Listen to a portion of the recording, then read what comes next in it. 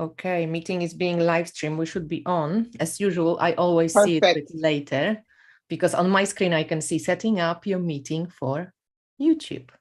Done. Redirecting. All right. Perfecto. We're here.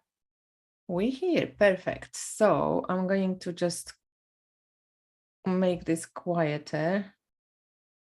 Okay. All right. Let's see. One last thing I have to do. Wait, what did I just do? A second. Just click. All right, we are live. I'm just going to put it on, make this sound like nothing. Let's just. Yeah, right. Oily neck. Okay. We look like sisters from two different mothers, but amazing. Seriously. Okay. Oh, cool. We have somebody here. English witch in France. Hello. I hope we can be heard and you can guys see us. If English witch in France could just tell us that she can hear us and see us, that would be awesome. But I'm hoping that works and that we can hear each other. Aminat, can you say something? Hi, can she, so when you see the comments on YouTube, but I don't see it on here, right? Is that how it works? I see them on my phone, yeah. Okay, yeah, if she can hear us, then we can, okay, because I was looking, right, because we're not on the official Zoom, I get it now. Yeah. Because I was clicking to see if I see the comments as well. Yeah, you probably would have to pull your phone, go on my channel, go on live on my YouTube channel. Oh, Mel says vision and sound is good. Perfect, thank you. Nubian Goddess is here, Mel is here, Elle is here. Hello, everyone. Awesome. Thank you for letting us know. So welcome to our impromptu chat. Yes. We haven't planned much for this chat, but that doesn't mean that we won't be talking about much, because I had to invite Aminat again for the chat, because if you follow me on Instagram, you might have seen it, but recently I have randomly pulled 3 of the mothers from the Theiyamioracle. And it happened in a way that it surprised me. It was totally random. Yeah. I was shuffling the deck. First, I put the Ajadudu. So I was thinking, oh, wow, that's going to be a powerful reading. Then I'm shuffling and I pulled the Funfun. And I thought, oh, wow, this is going to really be a powerful reading. And at the same time, there was this thought in my head, oh, what if I pulled another one, but I didn't believe it. So I'm shuffling. And to my surprise, but not surprise, like the Ajud Pupa came up as well. And I thought, wow, I don't know. I was just, because I love them, as I told Aminat, I just think they, original grandmothers. I call them grandmothers for some reason, not mothers. I know that the translation would be mothers, but somehow they kind of like ancient, I don't know. They are mothers, grandmothers. Elder women. Yeah, they are. I agree. Yeah. And I thought, like, I wrote you straight away, Aminat, what does it mean? So did you have any readings when you ask a question and you pulled, by random pulls, 3 of them together? I can't remember that's happened because I don't do professional, readings, but the way I cannot remember if that has ever happened to me after I've made the deck. But the way that deck was made, and I was telling you that those were the first 3 that I designed. Yeah. Because they came to me in a consecutive fashion, like Ajadudu, which is the crone, was the first, and she will be the oldest, right? And that's like, and also this is a good opportunity for us to even discuss people that have the deck, really looking at the symbols and looking at whatever you see and looking at the keywords, and just you can come up with your own meanings as well, because for you could easily associate her with the earth element. Yeah, to me, I thought like she was this, like, this coming out of nothingness, like she was just this initial point of creation, and something that, like, that's it. Void that's like starts to manifest, you know, like slowly that's it, the initial point of creation, and that great mother archetype, because she's older than all of them, and she's the holder really of the wisdom. She's the one that really holds the other two sisters together. And that was the information that was given to me, was that they're actually sisters and that they work together. Because prior to me conceiving of this idea, you know, their concept, you know, amongst a lot of practitioners was very negative. And many people in my indigenous tradition would actually separate them in the sense that they will say, okay, the crone, Ajedudu, is the bad one. You know, the mother, Ajepupa, the red clothed one, is like the one, she's kind of bad, but she's okay. And then they will say the white clothed one, the youngest one, is the good one. So you can kind of see how, you know, foreign ideas of the feminine as kind of infiltrated, you know, these indigenous people's belief. Because if you look at original African thought, they don't separate things as, you know, that. So, and I was under that impression as well. So I was like, yeah, you should separate them. And the way it was taught to me by people was that, okay, they don't have a connection. Like the youngest one, the maiden, is the one that comes in to fix any kind of and any kind of evil that the other two have done. This is literally what people have in their head. And if you look at Nigerian movies and television, that's exactly the same propaganda that's purported. And the foundation is actually religion. Now, when the lockdown happened and I started conceiving of the idea and I started dreaming about them, that's when she came first, and she didn't even speak. And then the red one, and then all three of them were standing. And I was thinking, like, I thought they told me that these three energies, these three ancient mothers, don't even work together. And I was told directly from them that that's not true. We are sisters. They said, you know, that we're always together. There is no one is good, one is bad, one is neutral. Each the deity or each power force, even the human beings, has a positive and negative side. But their power is neutral. They represented the neutrality of the universe. And it's always fascinating that the old woman is always the bad one. Like, right? Every culture, bloody hell. You know, here in Slavic, we have this Baba Yaga. They always kind of like monsterized or made like into this like weird. Really, like I've heard of her. Really, like disfigured. Yeah. And make her super disfigured into. That's just like, you know, it comes from. Yeah, you know, we all know where it comes from. So where I was going with this was, as I was interacting with them, with the crone, you know, she represents the earth, because if you look at a calabash, like I have in the guidebook, you know, that calabash represents the globe. So it's like I was saying yesterday on one of the interviews I was doing on Clubhouse, you know, Yoruba spirituality believes that there are certain forces and vibrations and energies, if you want to call it entities, but I don't like using that word because it's very reductive, that live in different terrains.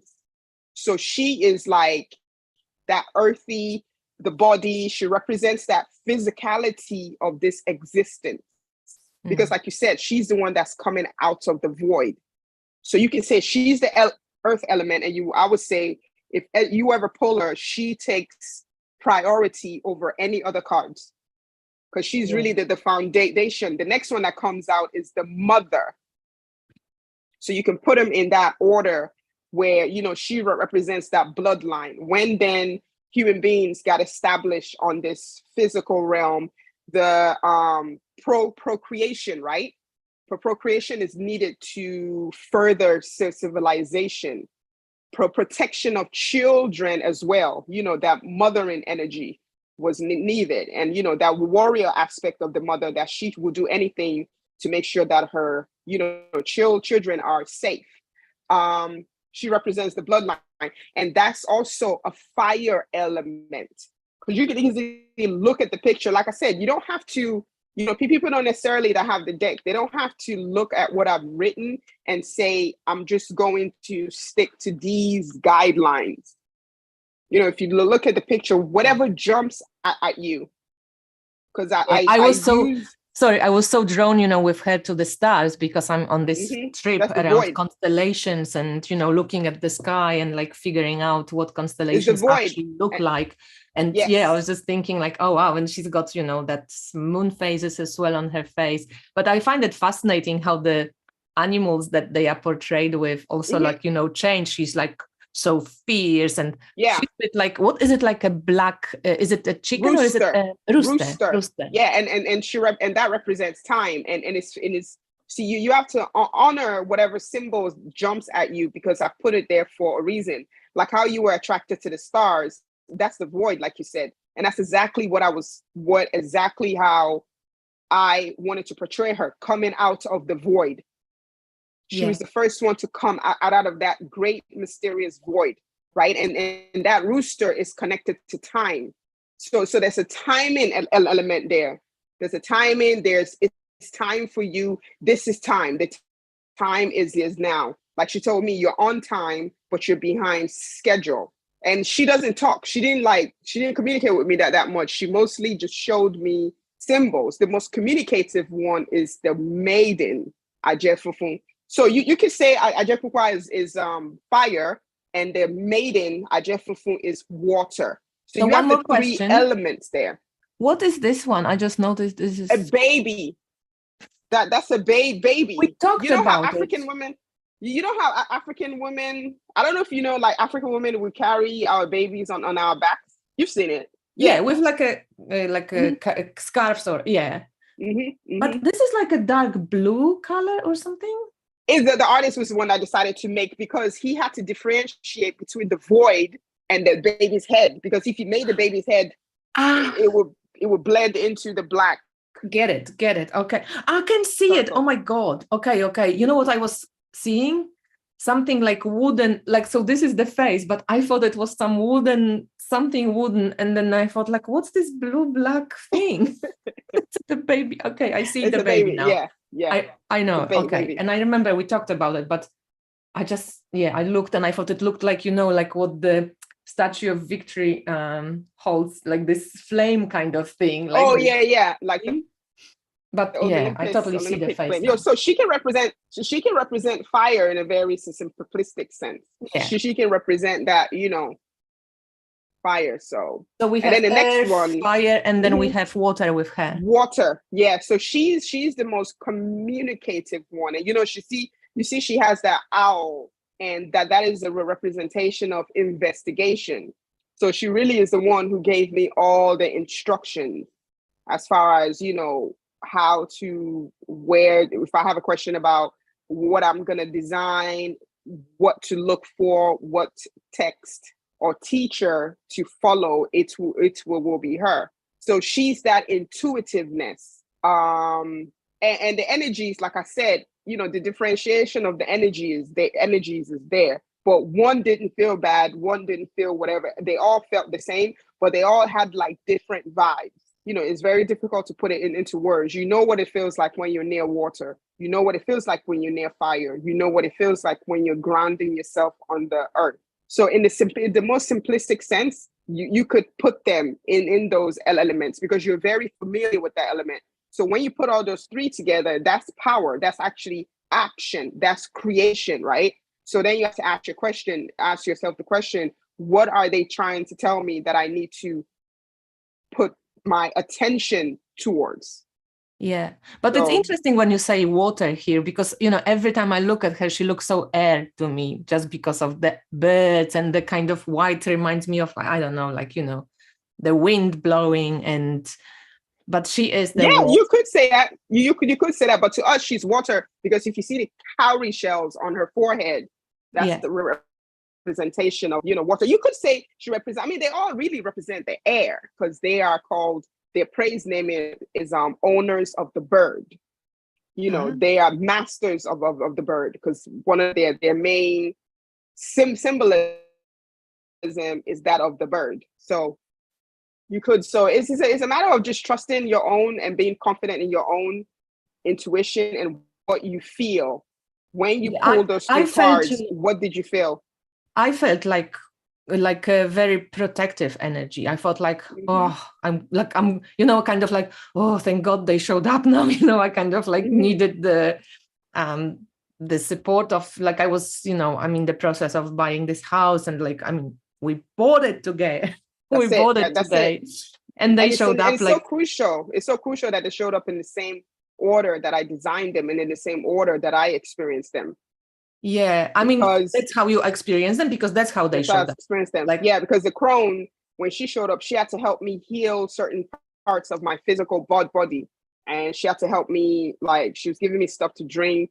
It's taboo in my culture to drink or eat in dreams. It's not a good, if you don't know, so it's not. It's something that, because we do a lot of dream work in my culture. You can engage with you can actually talk. So when somebody's giving you something to drink in your dreams, is not good, or eat, it's generally taboo, right? But with this, I had to investigate the energy. So I told her, I was like, you drink it first, because we're not supposed to drink in our dreams. And she had literally rolled her eyes, and then she drank it. And she told me I talked too much. She didn't say I talked too much. She said I asked too many questions. She didn't have patience. She doesn't have patience for nonsense. And she doesn't talk that much. Yeah. And then, she doesn't, honestly, she's like that. That old woman, when they're like, they just had it with everyone. They're just like, you just need to do what I say, because I know. And then she gave me, like, because I had a lot of health problems, stomach problems, just up and down. I just had, like, I've always been like kind of not 100% well most of my life physically. I will always have weird ailments, like, especially in the stomach area. So she had this bowl, and then she gave it to me. She had like a concoction in there, and then she drank it. And I was like, you drink it. And then she drank it. She did. And then I was like, okay. And then I took it. And then I was like, what's that? She was like, that's when she rolled her eyes, and she didn't tell me what it was. She was like, you asked too many questions. And she said, you just wait. And she stepped back, and she turned into that rooster, and she flew out. And then 3 days later, I woke up and I was fine. I was feeling much, much better. And then she came back again, and she was like, you're behind time, but you're on schedule. And I said, what? That doesn't make any sense. What does that mean? And she said, you know exactly what we mean. And then the two of them appeared behind her, and I knew. And then I knew what she was talking about, because I conceived of this idea in 2014, and I had been playing it around and I didn't, perfectionist. I'm going to do it. I'm not going to do it. Somebody else should do it. Get somebody else to do it. Like the kids say, right? And yeah, she was like, you're on time, but you're behind schedule. And I said, well, I don't have the resources, and I don't have anyone. I don't have any support. And she looked out the window, and she said, I'm going to go find the people who are going to help you. And she turned into the rooster again, and she flew out. And then the other two didn't say anything at first. The maiden, she will always take notes. She would just be in the back, literally writing stuff down.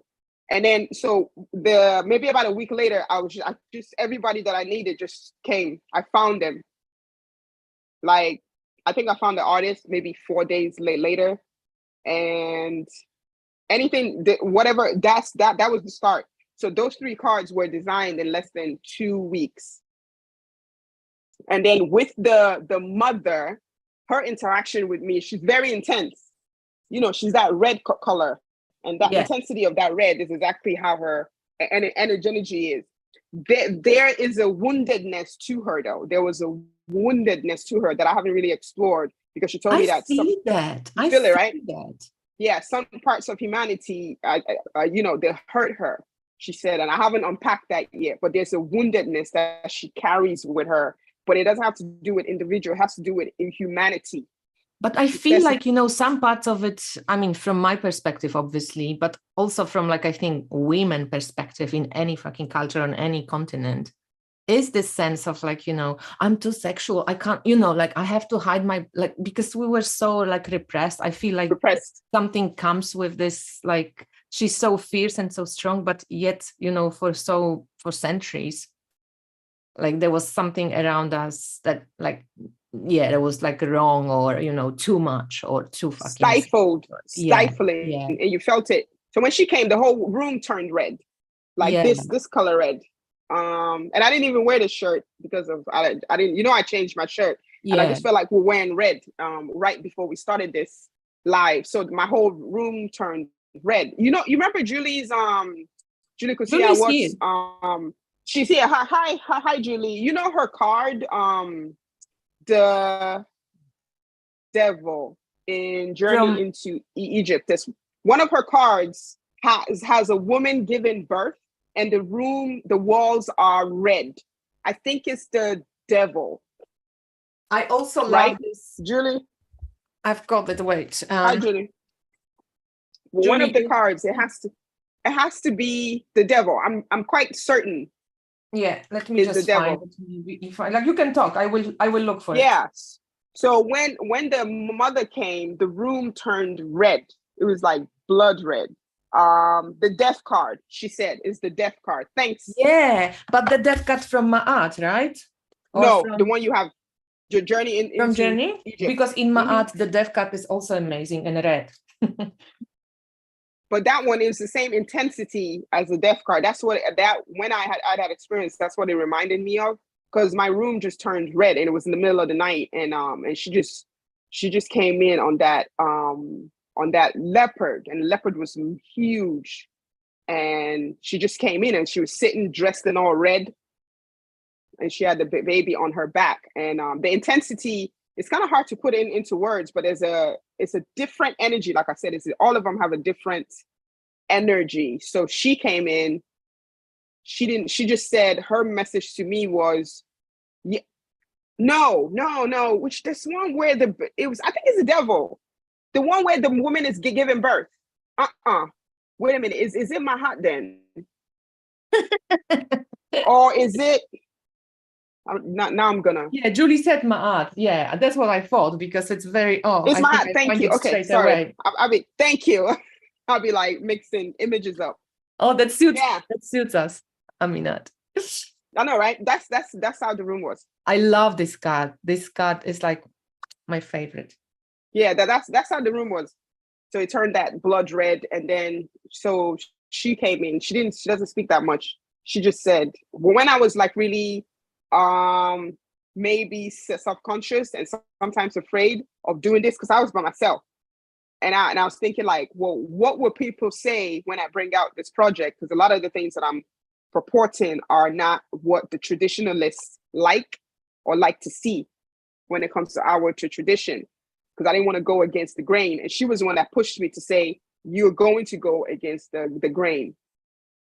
And she had that justice energy as well. And, I was like being afraid, and COVID, everything was happening. And she was like, don't worry, no.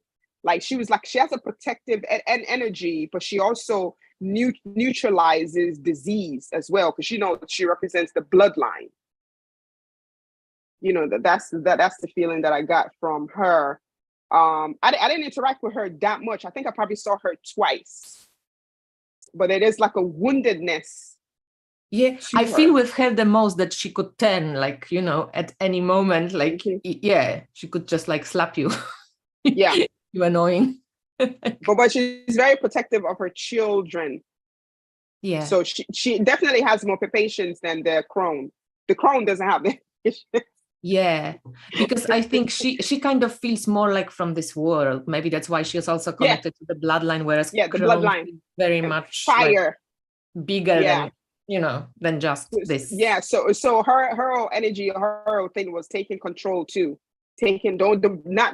Stop being afraid of taking control of the situation, and just leading, and just trust that you're going to be protected. So that was the interaction with her. So with the maiden, I just now she's the one that I see the most, even till today. Like, sometimes I see her once a month. She always has a notepad. So that's why one of the keywords I gave her was the investigator. That's interesting with the owl, even if you compare it to like Greek culture or something like Athena or Pallas Athena, right? That she has that wisdom, and she's also very like, she rides on an owl. Yeah, she has a massive owl that she rides on. Like, sometimes their animals will come like really massive, and they're smaller, and they're riding on the animals. So sometimes she will appear for some reason, she always comes through the window as well, whereas the rest of them come through the door. So she'll just, or owl would just land by the window, and then she'll just materialize, and we'll start, talking. So her thing is just saying, just pushing the project, just pushing everything. Like if I get stuck or get self-conscious, doubts, when I have doubt, she's the one that actually shows up to say, just keep going. Like if I have a hit on something and I'm like, I think this is how this is supposed to be, and then I'm like, but I need concrete proof. She will be the one to lead me to the text or the person, the elder back home that's going to confirm what I feel. Yeah, I just find it so fascinating that you have such, personal relationship to them. Because now I'm thinking, I just pulled the cards, but I didn't have that type of interaction that, I would never feel like the energy was here. Like maybe, I can just, maybe I'm not, I don't know, open to it, or I didn't expect it to be like this. I don't know, but maybe it's also cultural, because I'm maybe more open to seeing Mother Mary than seeing them, just because I kind of like looked at it for most of my life since I was born, it's kind of like from my cultural background. But it's just interesting. I love how you describe, how that's so practical in some way and so alive. Yeah, but you did feel them because you did pull those 3 cards in the order that it was designed. And if you wanted to compare the archetype to Mother Mary, the maiden is the most comparable, because one time she showed me a version of herself, and she actually looked like Osset, Isis. She'll take me to Egypt, she'll take me like different areas of the world. And this is what I wanted to say. When I asked her what was her name, none of them would tell me their real names. So when I asked her what was her real name, she said, she actually laughed. But she's very she's really, really nice and very, very personable. And so she didn't want to just say no, like the crone would just be like, she just doesn't care. But she laughed, and she was like, many people have called me so many names all through the ages. You can call me mother. But but there was a very strict, there was a line that she made sure to let me know that there's a great mother as well. Oh. So she made sure to let me know. So if you wanted to compare the archetypes, that maiden for me will be Mary, and the Isis or Set. Yeah, because they're all the same kind of lineage. But that's interesting. Hey, and what you started telling me about the dreams, that's very interesting. I don't know how much you can say and share, but Mel asked, would Kasia benefit from connecting with the mothers in her dreams?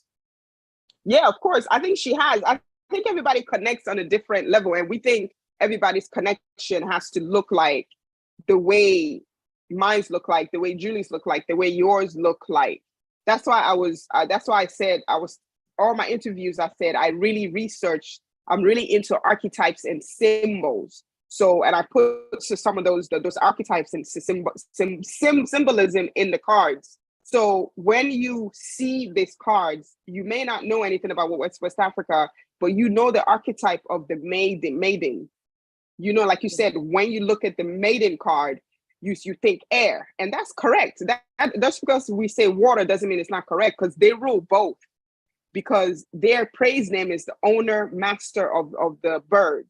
So just because you don't connect with them in dreams doesn't mean you're not connected with them, but because you are, they're just connected. They're talking to you in a different way.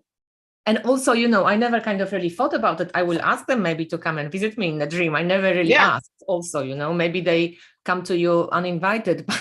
I might need to invite them. I mean, because you already work with that vibration. You already work with Mother Mary, that archetype.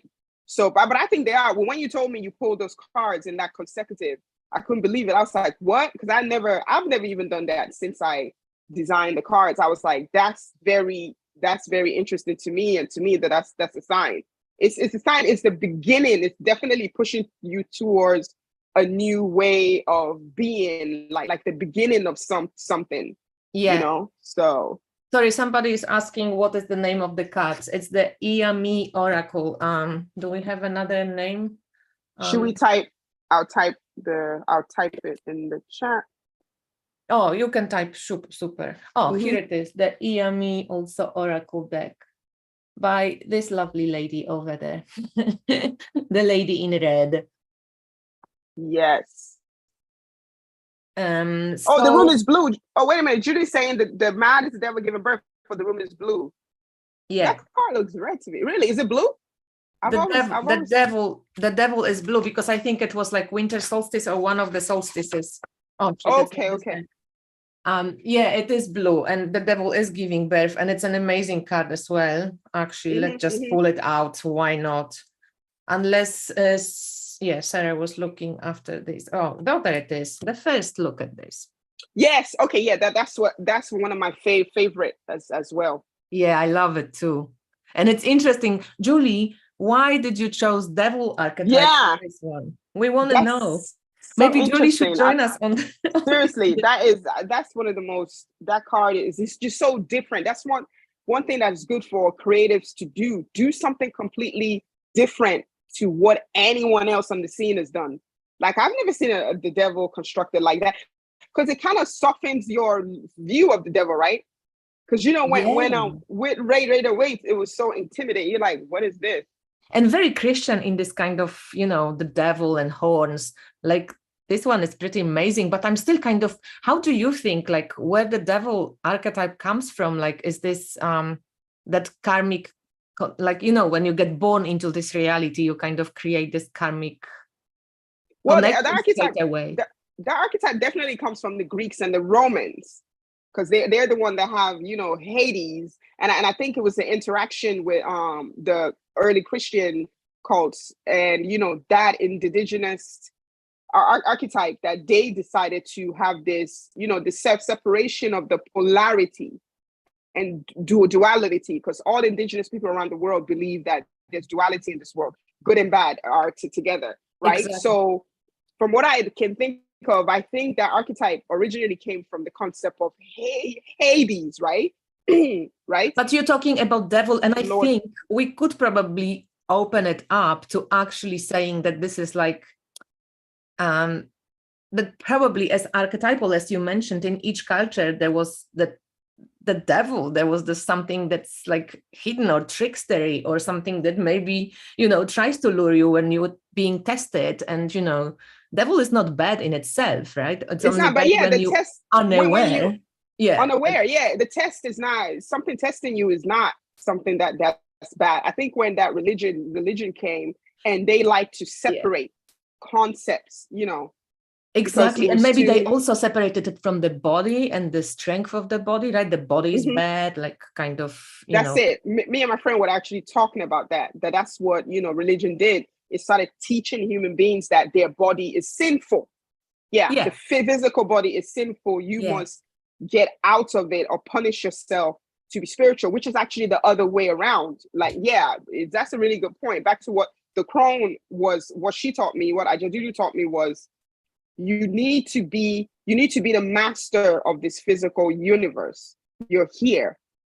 Because, especially as women, there's always something wrong that we always want to criticize ourselves about. I think all humans probably do this. Way women do it the most. That's why this cosmetic surgeries is just, the industry is ridiculous. So, but she represents the physical. Not only does she represent the physical earth, but she represents the physical body as well.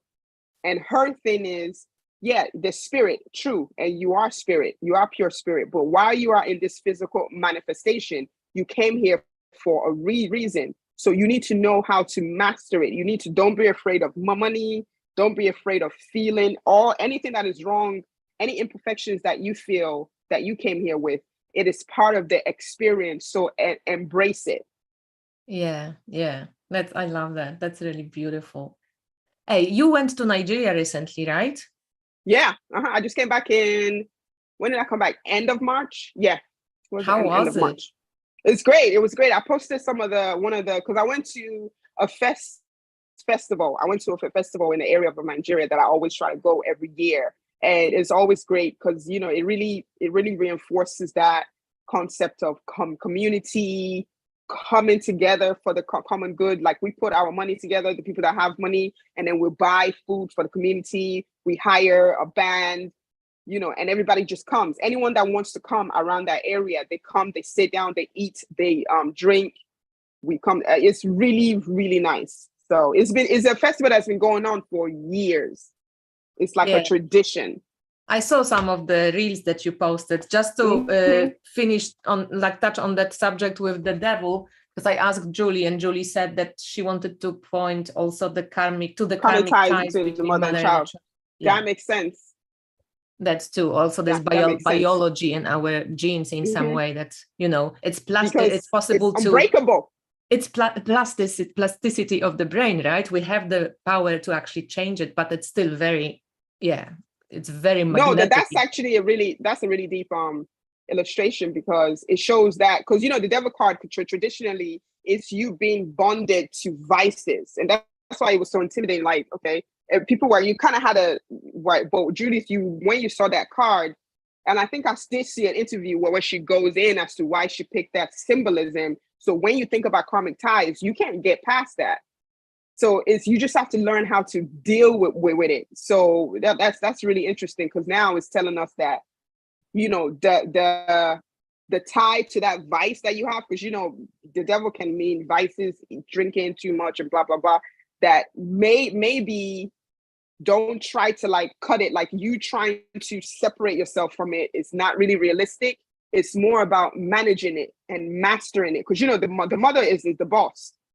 Yeah, and as you say, you can't choose your family, but I think there is a certain amount of plasticity that you can actually, the more awareness you put into it, you can change how you view certain things. By that you can heal certain parts of that relationship that you have. Let's say if it's wounded, or if it's, some people have like horrible ones. Sometimes the healing comes from like cutting off and not seeing the mother, whatever works best. But it's an interesting subject as well on this. That the devil, you can't change it, but on the same time you can change your perspective on it, and how you actually, you can forgive, you can fucking forget, you can cut off, you can bring back, like you can do a lot of things. We're not like, yes, we do have that karma that maybe needs to fulfill itself, but at the same time, it's in the present that you can start changing it.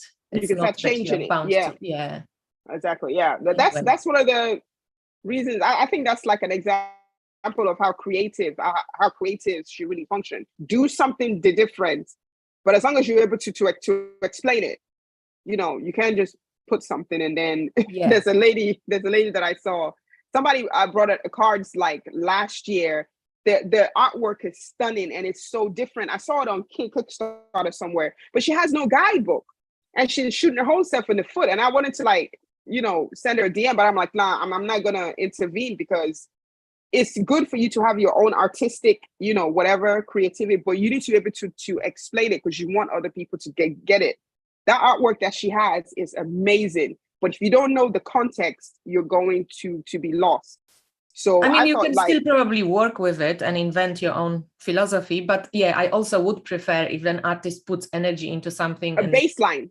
At least that I know where it comes from. But on the other hand, I'm always thinking of paintings of like great artists who were just like fucking puking things out, and they explained shit to you. Sometimes they gave it a title, sometimes they didn't. I thought in some way maybe you can just work with archetype, archetypes are with art or with intuitive knowledge.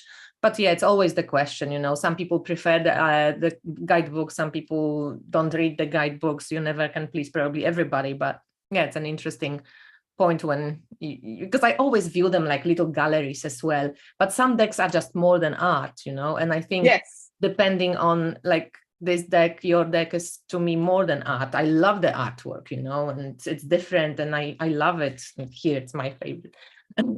But at the same time, like there is so much depth to it, and it's it's depth for eternity, because we're talking here about like your religion and spiritual beliefs. So we can stay on this level, may the mother may be crowned, but for you and for whoever is following Yoruba religion, is like there's depth and depth and depth, and you discovering depth, even if you are a practitioner, right?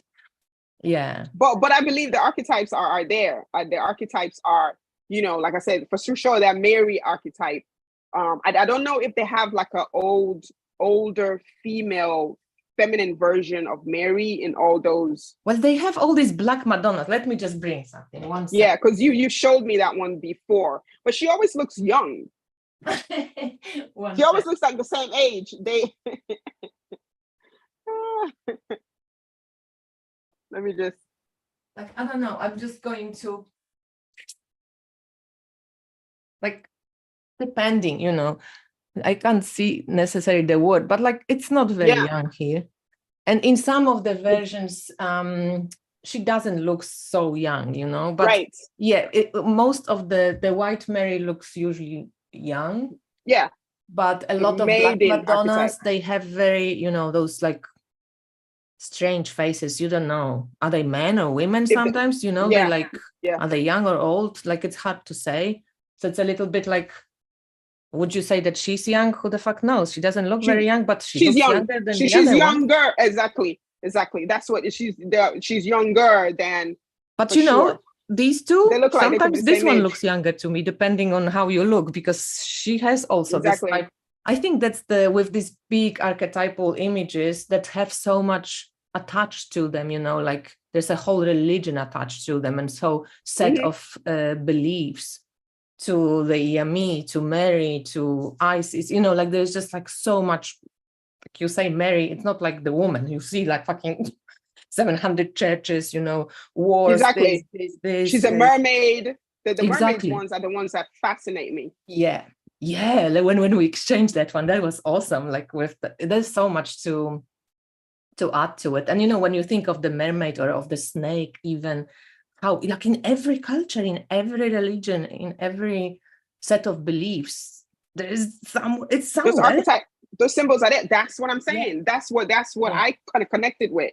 And it's in my culture as well. And that's why I did, you know, I did the project the way I did the project, because I realized that there's a universal truth with all this, amongst all these indigenous cultures. Like you said, if you look at every indigenous culture has the serpent as the snake as the oldest form of worship. I remember I read an article like 10 years ago that purports that all cultures around the world had like the serpent, the symbolism of the serpent was the foundation of their religious veneration.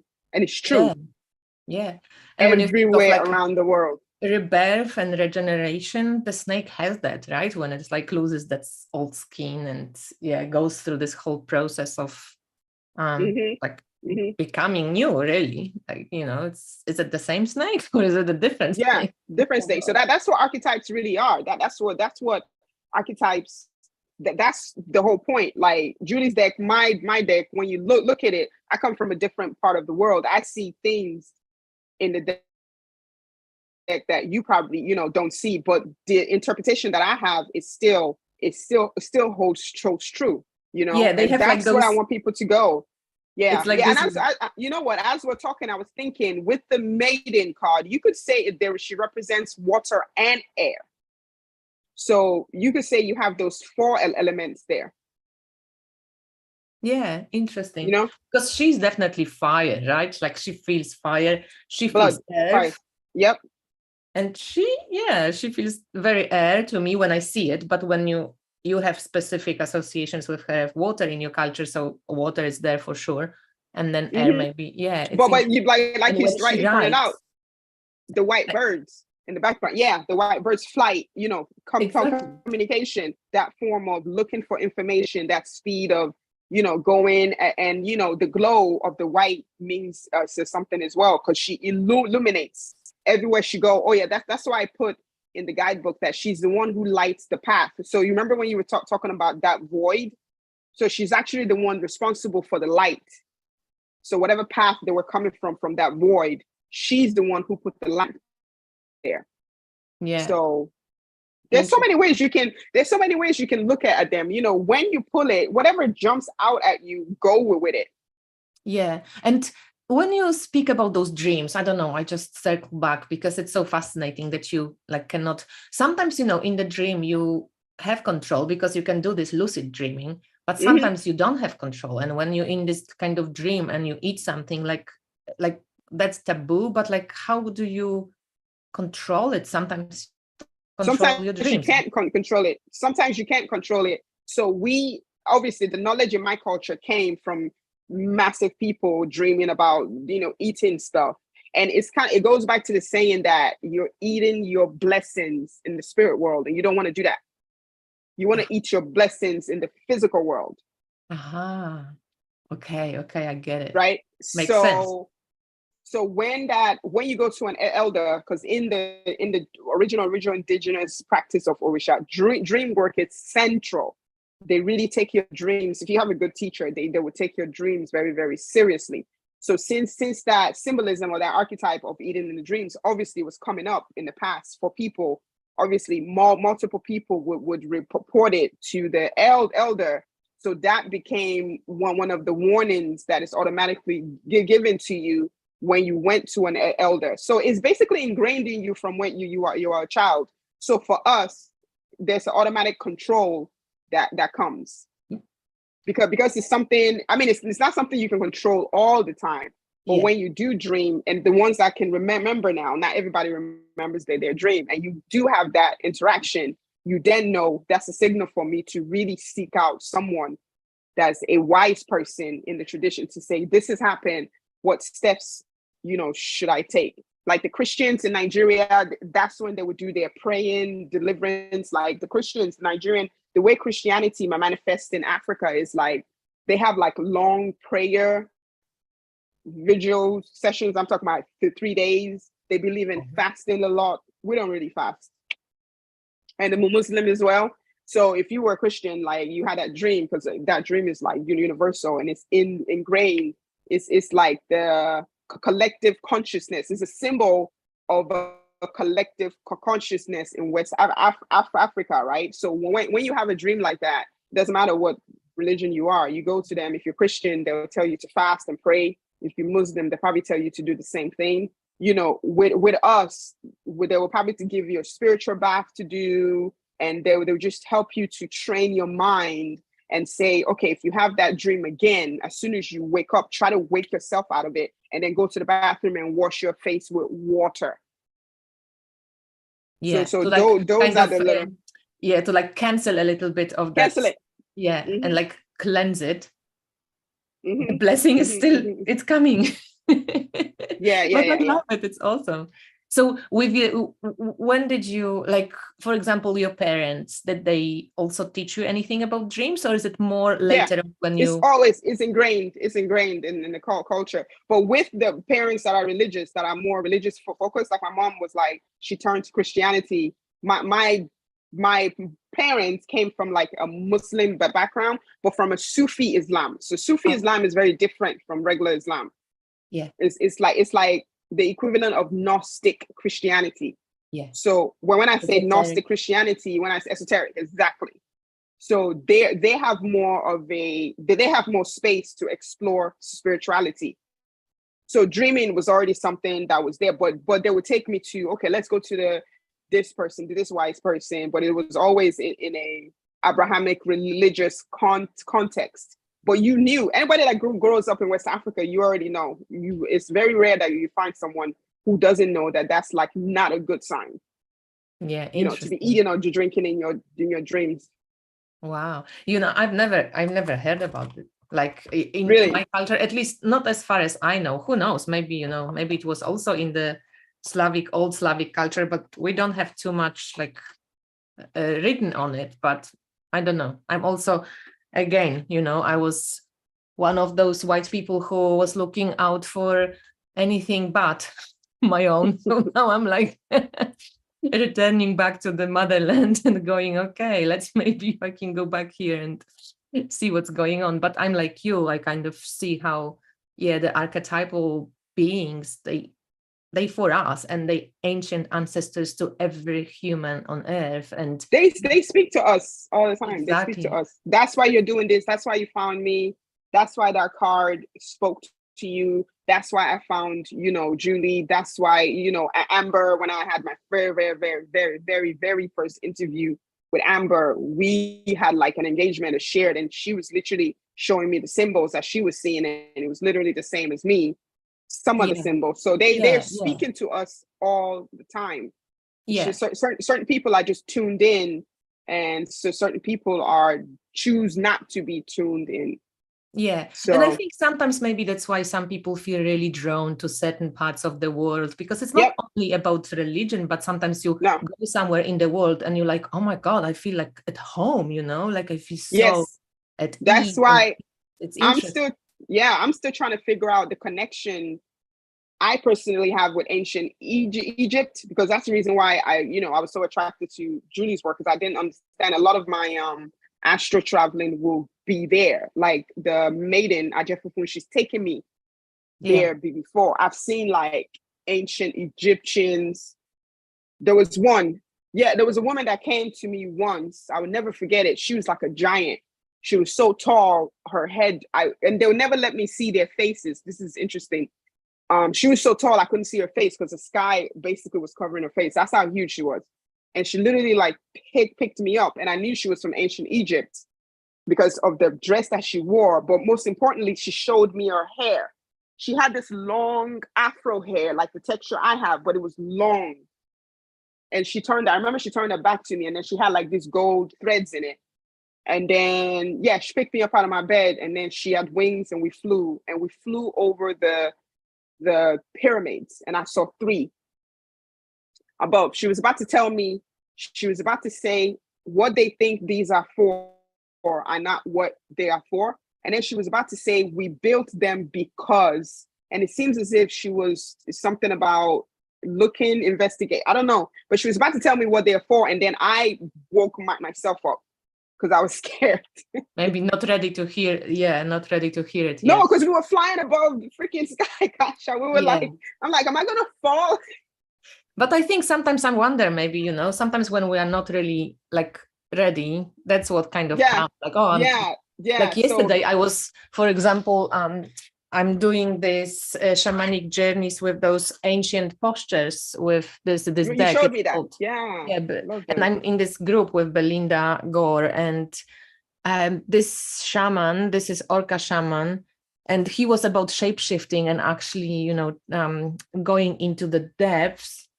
Sorry, it's my phone. Going into the depths of the waters of unconscious emotions and so on. And usually, you know, in the shamanic journey, you get it or you don't. But, you know, it's like how much open are you to go deep, really? You know, like orca spirit, and also the orca whales. So they called also orca killers, right? But like all these both sides of the unconsciousness.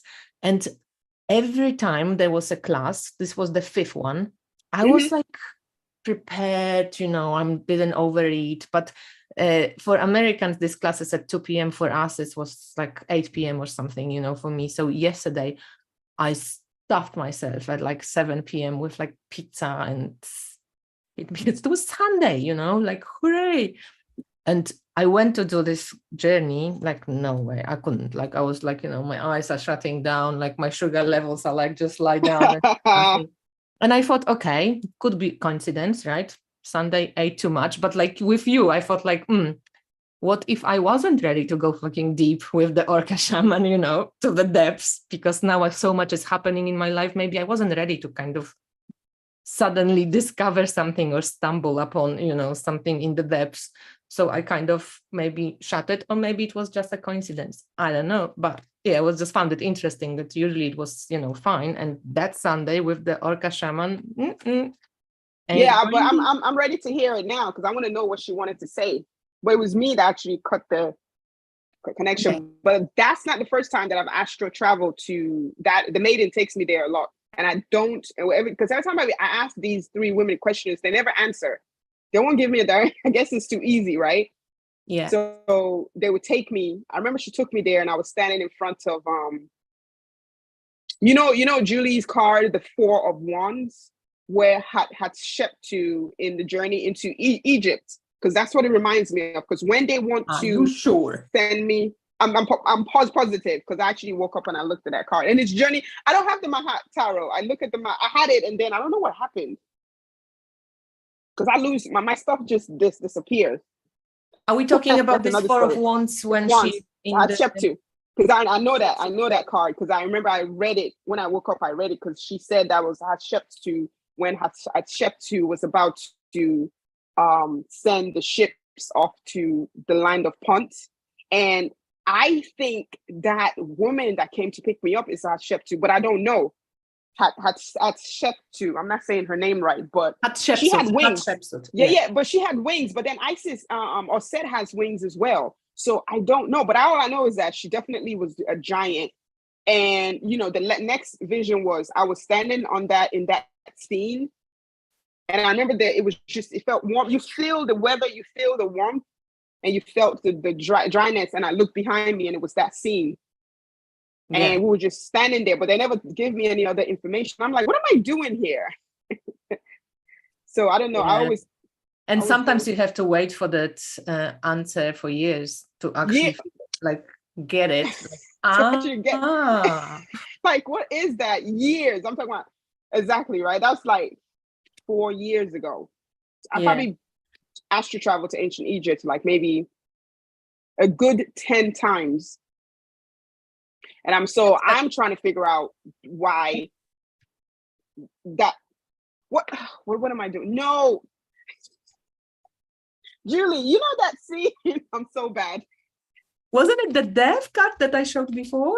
No, Julie, you know the card where Hatshepsut is sending the ships off to the land of Punt. Maybe I know the card. Maybe Three of Wands. Ships. I think it's a Three of Wands. I'm so bad. I just make up. So definitely not the death card when there is this. It's not the death card. No. It's not the death. That's I believe that's the daughter. I remember she told that story is very, very well documented. So that's the daughter of Is that the daughter of Hatshepsut? Yeah, I think it was like Three of Wands. It's a Three of Wands. It's a Three of Wands. That scene. I've been making up stuff. I've been sending you on a blind trip, like we say. And I'm looking through this deck like a mad. But it's that deck. It is that deck. And I know that. No, Hatshepsut, she's a very fascinating character as well. So I'm trying to figure out what the link is between. So I'm just letting it flow. So when you talk about dreams, like you said, sometimes it takes years for you to even understand what your connection is. But I do know that I go to ancient Egypt a lot, and I do, that's it. And you feel like the sun, everything just came alive. You just feel the heat. And everything. And she was standing, there was a woman, like Ajefufun was standing there, and then she changed her costume, like she had like a headdress with something 3 stars. It's really interesting. So I recently had this, like after 2 years, I think I had this epiphany of like something like this, when you get a symbol and you're like, okay, it's wonderful. I don't know what it means. I love it. It's beautiful. And I had this image of like this oracle reader. She was one of my it was a meditation about ancient ancestors as well, and she showed up for me. Sorry, I just want to show you because I painted her somehow. Where is it? You paint? You say you paint? Nah. No, don't expect a fucking that I said it wrongly. I mean, I drew her. Okay, so it was her, right? Oh, that's your drawing? That's cool. Yeah. Okay. So she felt like a little bit like Princess Leia, but it was her hair. I just didn't know how to draw it, but it was like she had these 2 towers. She looked like, I called her Stagara because she was like a stag because of this. And somehow she constantly was connected to the stars, and she could control fire. There was like a flames in her hand. And here she's throwing those like pebbles. Yeah. Ground. And I wrote here, like it was in February 2020. So 3 years ago, yeah. Did she say anything? I wrote that she said that she could hold her hand, she was unburned, and she could control or tame fire. And she was oracle reader, and she was throwing pebbles on the ground, and they were reflecting the constellations in the sky. Then I thought like, oh, I'm an astrologer, great, wonderful. but I was an astrologer that was not really connected to constellations in the sky. Okay, like I was following tropical astrology, which is mostly following the seasons and directions of the sun going through the earth, and it's a very earthly perspective. So here I said like third eye communication, telepathy, and her third eye was filled with sparkling stars and galaxies. So then she also said, and I wrote it all down, you know, she had a gift for me, but I have to return to receive it. And at some point this year, like a couple of weeks ago, I was like, I never really go through those diaries, you know, and I'm like, used to draw shit, and I'm like, wow, look at you. Okay, so you draw your, I wish I could have that discipline to do that. I sometimes rarely do it, but sometimes I do. And I was just like going through them because I had a couple of more visions with her, you know, like I had like, I was going through the fire with her, and like she changed into this deer, and like I had kind of return there, but nothing, you know, I didn't connect the dots with the constellations. Though now after December, when I'm like into these constellations, and, you know, I'm started offering the spiral astrology reading when I actually base it on constellations in the sky. So I start reading it, and then I'm like reading this, and whenever I see now constellation, you know, my fucking like antennas go on, because it's so in my sphere of attention and awareness, and I love it, and interest and passion, you know, so energy is there.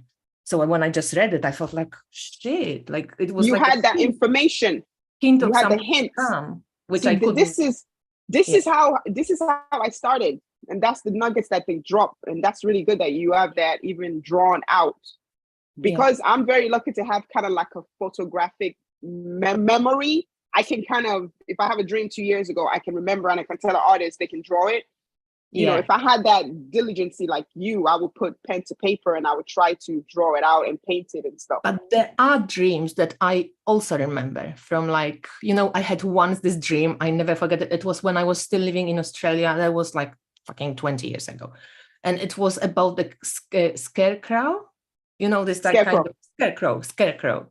And I remember I had this vision and the scarecrow standing there, and it just said,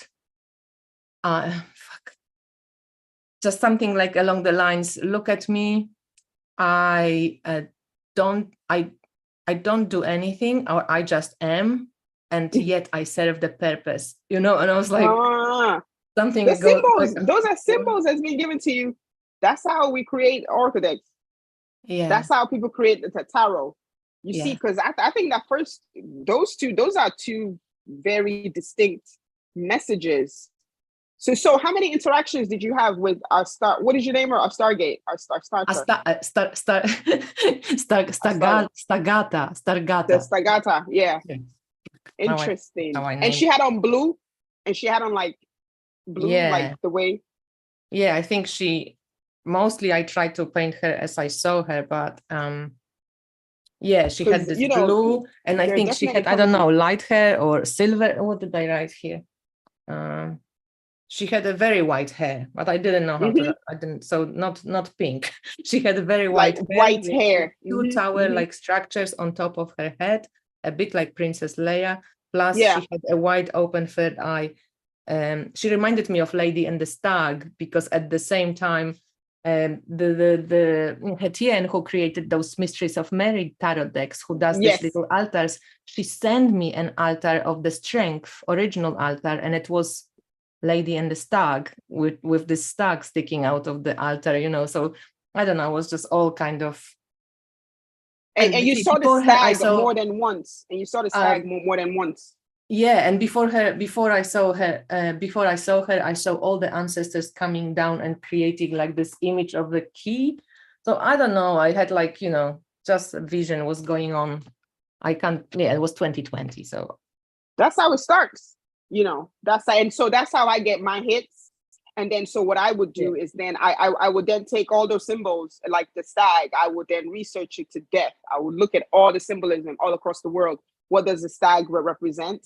The walking through the fire, that reminds me of the burning bush, isn't it? Yeah, exactly. So that's how it starts. That's how creative, that's how I started. I think most people that have done this, that's how they start. And then you just start putting them. I think the one with the scarecrow is good as well. It's really that could be a card. It's really interesting because I fought with her, Aster, Astra, Stagara, Stagara. Yeah, that's what I just named her. But like, I was just thinking when I started researching these constellations, I knew about this, that in the Western astrology, we're not connected to the stars because it follows different systems. But it never fucking bothered me. I never really even like looked at constellations much. And at some point last year, December or something, like it just like, I just couldn't. I'm like suddenly going like something what Julie also, kind of went. Yeah, it could not be ignored. And I'm like, I just can't anymore. Like, it's annoying to me when I hear that like Mercury, like whatever, Mars is in some, like, I don't know, constellation that it's not. So now I see it in the constellation of Gemini. So it's not in the constellation of, I don't know, Leo or, Cancer or something. Like, no, it's in Gemini. I can see it. It's there. But at the same time, I've been working with Western astrology. When I follow the transits of Western astrology, everything that's happening to me right now is reflected in the cycles, how the Western astrology measures time on Earth. So whatever is happening to us on Earth, because it's so seasonal, it's so, following the cycles, the seasons, the everything, we can see how it changes.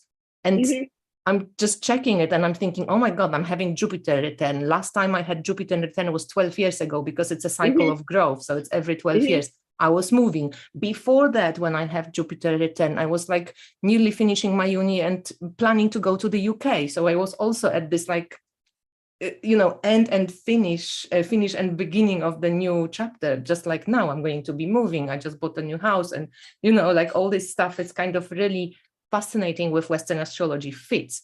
But oh my God, I just can't anymore when I'm thinking like, I want to add to it, there is a way out as well. There is a openness and there is an evolutionary look that's beyond Earth, beyond. That sounds like an initiation when she came to you then. And it felt like such memory. That's what I kind of was trying to say, like not right now, but not before. And I didn't feel it then when I, had this kind of image. I thought like, oh, wonderful, I'm an astrologer, great. But now it makes sense. Yeah, I don't know exactly what you mean. It's a good thing that you had it written down. But as you were talking, that sounds like, and so you're saying you had the Jupiter, you're having your Jupiter return now? Yeah, right now. Yeah. So that's connected to you pulling those 3 cards. Could be probably because also Jupiter in astrology is one of those, like, I mean, it's in a very masculine world, but it's Zeus is the god of expansion. Everybody. It's a huge planet. It's an outside planet. It's people. It's religion. It's a higher institution as well, right? Yeah. It's using whatever whatever you've learned. The education. Jupiter's an education, right? Yeah, he's also archetypal teacher as well, because it's in the in astrology, it rules this 9th house, which is connected to higher education, to foreign cultures, to expansive, world philosophy. Yeah. So the crone is the teacher of the other 2. Yeah. So you see how, because when I was in one of those astrology room in Clubhouse, and one of the ladies, I didn't write down what she said, but she definitely said 2.5 years ago, when I started getting this download very strongly, something was happening with Venus and Taurus. You guys are the experts, will be the only one that was. She said there was some kind of alignment that was going on. And I was like, that's when I started seeing these women. But Venus and Taurus, I don't. Did you say Venus and Taurus? Yeah, that's what she said. She said something about Venus and Taurus. And she's definitely a Western astrologer, blah, blah, blah. But she said 2.5 years ago. It's a fascinating for the sacred feminine work. That's perfect, because Taurus is connected to this, goddess culture, sacred the cow, feminine. The Hathor, the Nut, and the Iami mothers for sure. So what I'm telling you is put everything together. Like, look at your astrological, downloads and your planets, because you have that ability, and whatever cards you pull, go beyond what the guidebook says and just try to connect that. Because if you're saying you always notice changes and fluxes whenever your Jupiter is doing that 12-year return, and then you pull these 3 cards, I would, the way my mind works, I will use that as a sign that the universe is definitely giving me something is about to, like, there's a change coming, and perhaps they're saying the change that is going to come, you definitely have support. Yeah, I felt so, because also in Western astrology, you know, whenever you have Jupiter transits, you're like, yay, I want Jupiter transits. They good, you know, they bring optimism and expansion and growth most of the times, unless you don't want something to grow really big, then sorry. But yeah, with Jupiter, it's usually like, you know, have a good time, basically. So in this expansion. expansion. But for anybody, you know, I think first, like, there's a couple of points I want to make. Like, anybody can find where their Jupiter is and see, you know, when the Jupiter is now in the skies in Western astrology, let's say, or follow whatever system you want. But it takes 12 years for Jupiter to move around the whole chart and return to its own place. And for me, my Jupiter is in the 9th house, so it's in this house of foreign travel, of foreign travels, foreign cultures, philosophy, you know, what's there. I want to see beyond what I know. It's the higher education. It's going, you know, beyond the known and seeing between the lines, right? So for me, because also that house rules traveling and far travels, movement, very often in my life I moved, but like, yeah, last time I was coming back from Australia to Europe. So now I'm moving from city to countryside. Yeah. It's like just the repetition of that move is there. Fascinating. Yeah, it is. So that's the way I would link it to the way that you were so drawn to the way you pulled those 3 cards, is that perhaps they're telling you that the support is there. And then when you say the teacher, that keyword jumps out to me, because that's what the crone really represents. Yeah. And you know, like, and then you know, Jupiter pushes you to teach as well, because Jupiter wants you to expand. Yeah. Jupiter is not about staying in your little comfortable square. Yeah. So it's about that higher education forever too, you know, teaching and also acquiring knowledge and what's the truth of this thing. That's it. And seeing it from 100 fucking angles, you know, because I'm also not one of those people who is like, this is the truth, because that's also the shadow of Jupiter. You can be very preachery, you know, like, I know the truth. This is the truth. No, your Mary is not truth, and your Allah is definitely not the truth. Like, fuck this. Like, yes, it's the truth. For it's you, a higher knowledge. It's a higher knowledge. Yeah. And I think the more you actually are actually aware of the truth, you will never be narrow-minded, closed-minded, extremist. It's impossible. It doesn't. No. The more you actually get to the bottom of your truth, in the sense of like wisdom, like, you cannot possibly be a person who sees the world this way. Narrow, yeah. No, because they give the information, you know, bit by bit. They give the information, at least for me, like, even the same thing is happening to you. You probably haven't put it together yet. Like, when you had that contact with that deity, like that energy 20 years ago, that was a truth being dropped in your lap, but you're not making a connection until now, until last year. And that's how I think they feed that information. Like, when I was asking the crone, what is this? What's that? What's this? I had just like a million questions, and she didn't answer it. She probably said maybe a total of 3 words to me. When I finished the deck, she did come back and say she was very happy. She's very proud of the work that I've done. And I'm like, wow, okay. But it was like the information that was given to me was bit by bit. I didn't have a grand view of how this was going to progress. All they gave it to me was like in bits. So you will never have the full truth unless you walk that path. Exactly. And I think that's how it works for us humans. Like, we kind of, given the truth, you can be so overwhelmed, you know, if you knew that, like what you had to do, the whole of it, like, that's just like would probably freak you out. And you would I would have done this. I don't think I would have. Nah, I don't think I would. I don't think I would have done this if I was given like the full picture of this is gonna. No. Yeah, you know, when I was started studying astrology, it was 2005, and I thought, like, if I knew how, like, you know, I'm still studying astrology. It's like, I don't know if I would be so like, you know, it took me, it's passion, so you just go there. But yeah, it's interesting if you knew how enormous of a subject it is. Like, would you take it on? Would you like jump in? Like, yeah, I thought like, oh, I study for 5 years, I'll be done. It's awesome. I will know it. I mean, I know it, you know, I can use it, but it's still like, it's never ending learning, like Exactly. with anything, right? If you want to like really, like, can you say you know them? Like you probably know them maybe like that exactly. much, That's right? what I'm saying. They didn't give me the full information. Yeah. So I had to really work. I had to work and do my own research. And like I said, you know, the red one, the mother, she had like this woundedness to her that I have not unpacked. So me and you can, you know, people can have their opinions and we can put the symbolism together that perhaps that sadness I felt from her was the state of women, perhaps, but we will really never know what Yeah. she went through when she was, you know, whatever her manifestation was. So they don't give you the full. Yeah, They don't give you the full exactly. picture. So yeah, fuck. so Anyway, I think also one more point I wanted to make, that for anybody who's listening or thinking, you know, I think you also can like exercise that muscle of oh yeah, feeling, of connecting the dots, of like yes. going beyond the obvious into like a little bit more deeper understanding, because the deepening never probably ends. Like you can always find the next something deeper that you didn't see before, you know. Yes.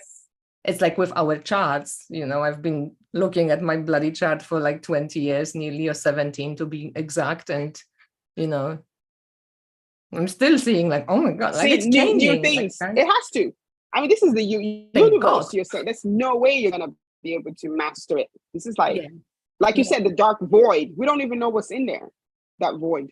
Yeah, and look how we think we're so kind of developed, and then like a lot of indigenous people, like when I think of Aboriginal people in Australia, you know, like they mythologies, like they so complex, they so amazing, they so full of mystery, you know, and Yeah. think that also like they might know more about the dark void than we will ever do through our little machines. For sure, like the Olmecs as well. You know, we assume that it's an egotistical thing that humans do, like especially us in this era, that we think we are more advanced than the civilization's past. But then they can't explain how the Olmecs heads were built. They can't really explain why the pyramids, how they were built. They've tried, and engineers that are like the super brains of the world, they've tried, but they've never duplicated it. They can't explain, you know, some of the, it's just, you know, some of the advancements. Our brain. Exactly. Because they only know we use 15%. So they don't even know what the rest do. So yeah, yesterday during this shamanic journey, I was just talking to some women, because we had like this group, you know, when you share, and it was fascinating. We thought like, how do fish sleep, you know, when you're away? When you're a whale, how do you sleep? Do you just float? And apparently this one lady said that they have like 2 parts to the brain, that one part of the brain rests while the other one is still kind of active. active. Really? I thought like, wow, I never really, I didn't cross like fact checked it, but you know, random. Found also, I know it's very like, how do you sleep as when you're a whale? What do you do? They're saying hi. Oh my God. Okay, so how to. I think we can slowly maybe finish off. These were the cards. Were you going to? Yeah, you said you had some other cards you wanted to ask. Yeah, I pulled them for our chat. I thought like, I mean, actually, I asked like the EME. I thought like, what do you want us to talk about more? Like, you know, and I pulled this the rising. That's good. Pronunciation is good. I love Pronunciation is good. And your favorite one. Then my favorite one. One of my favorite cards as well. It's the easiest one one of the easiest ones to design. And then this abundance. Maybe you can say a little bit about this abundance card. It's funny with the IJ. So you pull these randomly, right? That's what I was just gonna say. Yeah, I was your carry. I was actually looking, usually I wear it like this, but today somehow I put it, you know, like kind of the other way around, and it mostly stays like this. I was like, oh, and I'm chatting. Yeah, always put it the other way around. So your necklace that you have on, that's what so when you look at those small calories that the card has in her hands, the one that you have around your neck is the queen of that. So when you go back home and you look at the traditional symbolism that represents that deity called Ajay, which basically represents money. They would construct her, shrine with that one you have, but it's really big. The one you have around your neck. Yeah. It's Because bigger and than the it'll regular. it'll be way, way bigger than that. And then they will then put those white cowries, the smaller ones around. So I thought that was really interesting that you had on the necklace. So that is the deity that literally represents money. She's like the physical. She's the physical aspect of money, and that's why I use the gold, because money back in ancient times in most of Africa, especially in West Africa, they used to use cowrie shells as trade, as physical cash. Yeah, They use gold as well, whatever. Yeah, but cowrie shells was the one, and those cowrie shells also can be used as a divination tool. Yeah, it's like kind of from your culture would be like runes or something, like oracle. That's it. Yeah, that's it. That's would it. you So would you look then like if it falls, how many fall together, if they up or down? Does it mean anything if it's like if you wear it this way or this way, or so the one I would wear the way front, because that's the front, like closed or open. So if the back was open, the one we use for divination, that's the back. So that's usually removed and it's an opening there. Yeah. So this I would wear the right side, because I think that's the right side up. Like that the other way. The other way. This way. Yeah. Mm-hmm. Okay. Because you see it's a mouth. So we say, the elders, that's because that signifies the mouth that is talking. So during the divination, depending on how many, like you just said, falls up or down, that means there's a sign attached to it. And then there's like a book on chapter and verse. But most importantly, the cowrie shell symbolism represents water and is a representation of that deity of money herself. And her name is Ajay. Ajay. Mm-hmm. And she comes from, so I really wanted to illustrate that your abundance and your money really comes from spirit. It's not physical. It's not like you don't get your money from money. And it's not even me that is actually illustrating that. It's the indigenous West African belief that's telling us that money comes from underneath the ocean. Because she's connected to the card 39, which is Olokun. So she's said to be the daughter of the owner of the sea. So she's the physical aspect of money, and she's the one that also. So a lot of people in the marketplace, market women in West Africa, even to today, they evoke her to say, I hope the deity Ajay is with me today so I can sell more and make more money, right? And then you would find them, the necklace, you would find them wearing that they would take that cowrie that you have, the big one, smaller, like medium size, and they would put it in wherever they put their money, their exchange, whatever their cash register, their equivalent, and they will put it as a symbol, because they're evoking her to come on with them on that day, so they can make good.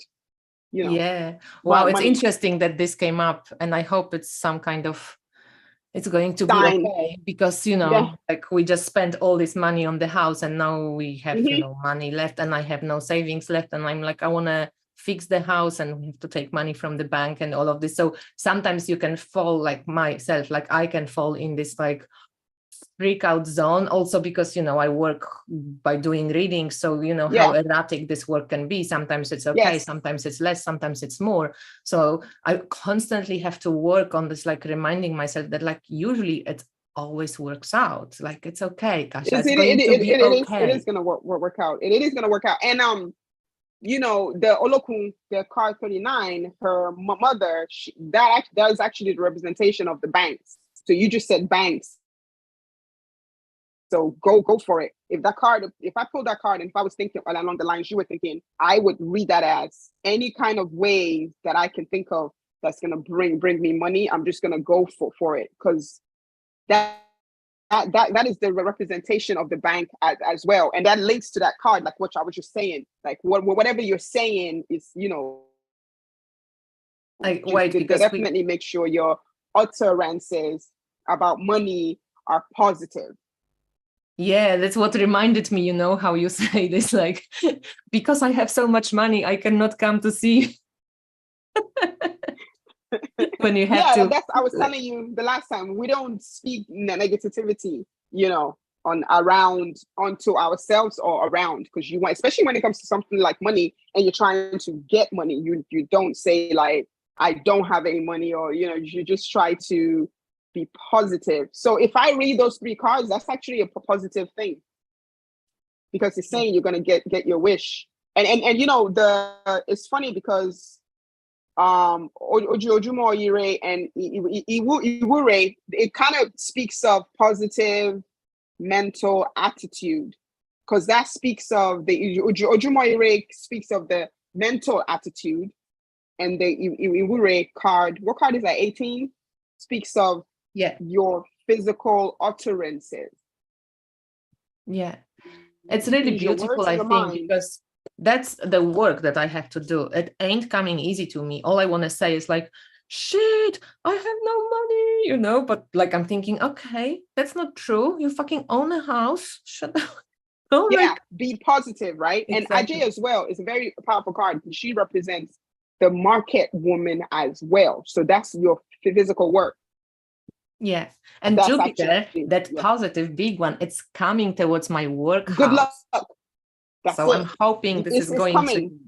It is because I think one of the meanings in that guidebook is good luck. Isn't it like good luck with this Ajay or yeah. So that matches. So so you just have to be positive and go for whatever avenue that you think is going to help you with the abundance. Go ahead and just go for it. Do it. Yeah.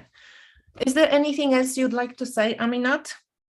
No, I mean, really, it's up to, I just want to emphasize anyone that has the deck, just broaden. Because I really like what Jamie did when I had my interview with Gerald, and we're gonna expand upon that when I go on his channel again.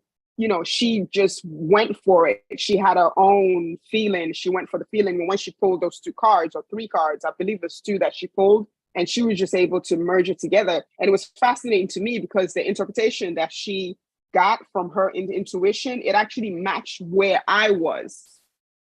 So that's what's pushing us to say, go ahead and just expand the meanings of these archetypes. And don't be what afraid. You're looking at. Don't be afraid, because you know more than you think you do. Plus, it's so subjective anyway, how we see things. So I think things also appear to us in a way that we understand them. And that's if it's beings, or if it's ancestors, or if it's, a pigment of your imagination, just. Yeah. For sure. Yeah.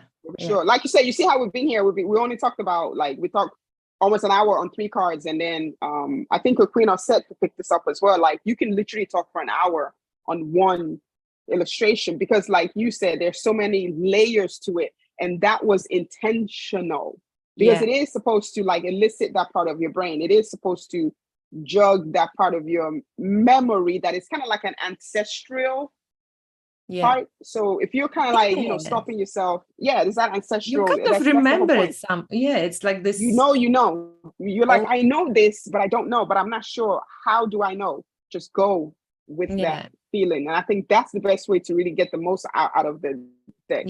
The best. Thank you. Mel says that another wonderful conversation. Yes, we converse. Thank you. Mel. It's just easy with Aminat. Somehow we just flow from the beginning. We didn't even know each other, and we kind of felt like we knew each other.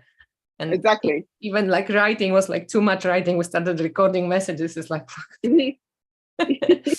all right, Aminat, thank you so much for sharing as usual. So, you so kind of, you very Jupiterial like this. You're so abundant on knowledge, and you're like just willingness to share. And it's always received with just so such an interesting speaker as well. I think it's received with gratitude, and it's always fun to have you on. So probably I see you again, and we in touch anyway. Always, so if anybody wants to buy a deck, I'm going to link it below, but I also have another interview with Aminat. You can check it. There is a link to the show, to the shop. I have the review of the Theiyamioracle if you want to see all the cards. So the links are there, but I'm going to link it underneath this video later on. Anything else we want to add? No, do you want to advertise anything? You having any interviews or any workshops or anything? I think, let me see. I know me and Gerald and I are having one is it May 16th? Because I know I had it written down. And that's with whom? With Gerald? So that's Tarot Stash. Yes, the Tarot Stash. Tarot Stash. Gerald is here, so you can also check out his channel. 16th of May. 16th of May. 16th of May. So yeah, if I remember when I didn't have the oracle yet, but I remember that I saw the EME somewhere on Instagram and I was like, oh my God, what are these cards? And I remember I binged on all your interviews, and through you, I also kind of binged on all of the Julie's interviews you did with Amber. Oh, that's okay. So you never knew about Julie before? I mean, no, I knew I had her mad deck, but I somehow never really I never was so drawn to Egypt like you guys are. So then I went to Egypt and I was like, oh, fuck. I kind of, I had my little experience at the pyramids. So it changed for me as well. But it was never my kind of like point of, magnetic point. But since then, I'm like now my favorite deck, it's like the Real Sky Astrology by Julie. So I'm loving this one. But all her decks are awesome.